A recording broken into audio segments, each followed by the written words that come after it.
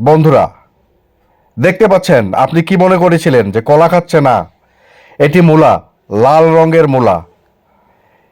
এই মূলাটাই কিন্তু সে ছিলে ছিলে খেলো। বন্ধুরা, এই যে এই ফলটিকে একবার দেখুন। আনারস, পেকে টইটম্বুর, রসে ভরা। ওয়াও! এখানে আসেন, এখানে দেখেন। ওয়াও, এগুলো হলো কিউই ফল।